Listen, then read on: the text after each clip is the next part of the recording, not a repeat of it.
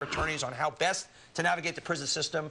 Okay, Ed, with a guilty plea, 150-year sentence, obviously, once again, that he's not going to serve 150 years, nor can he. He'll probably be more like 20. So does that suggest now he will be in a medium facility, a medium security facility? And what's that going to feel like? This is after he leaves the MCC.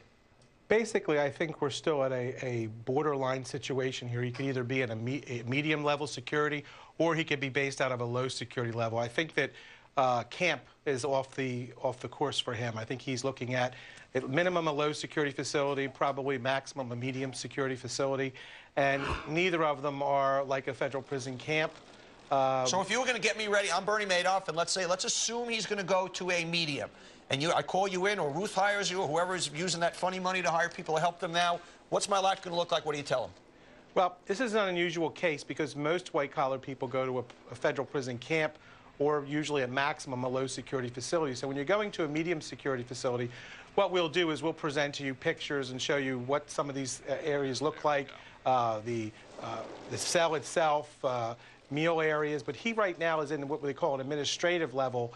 And he'll most likely be in a segregation, which means that he will be by himself. I don't believe that they'll be assigning him a cellmate at this point in time. Everything is just so fresh, and there is so much horrible presence around him that we're not sure. And I think the Bureau of Prisons, I spoke to people earlier about this, and basically their thoughts are that, you know, they don't want to see any harm come to anyone. And it's a situation where that may happen. It may be inmates may want to be in a situation where they want to take out their frustrations on Mr. Madoff. Ed, what sorts of inmates are in a medium security prison? Who will his colleagues be? Well, his colleagues aren't going to be very pretty people. They are going to be people who are in for murder, rape, child pornography, gangster-type individuals. There are people in this facility that are in there for life.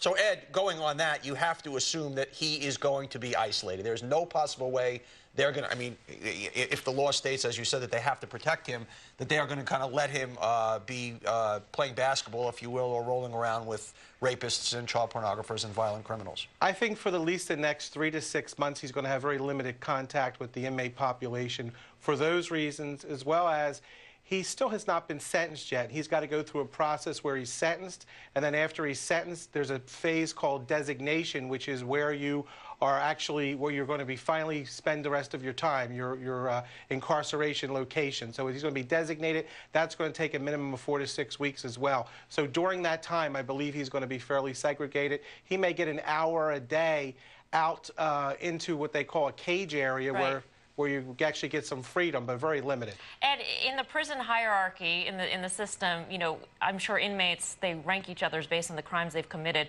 Where would a perpetrator of a multi-billion-dollar Ponzi scheme fall if we're talking about child pornographers and rapists and murderers? This is company. Well, they all have their levels, but in this case, it's so far-reaching that, in accordance with the economic conditions of today, I think that a lot of people are going to feel it from an economic standpoint. Their families are out there working, lost their jobs, and they're going to blame him for some of it. So Ed, real quickly, before we go in 20 seconds, if you were giving him advice, if he hired you as a consultant, what would you be saying to him tonight? I'd say stay to yourself, keep to yourself, and don't let the time do you. You know, make sure that you keep to yourself. He's going to need to stay by himself and keep as best as possible. Thanks, Ed. You know, Melissa, we've been reporting this. You really think about now that the life that this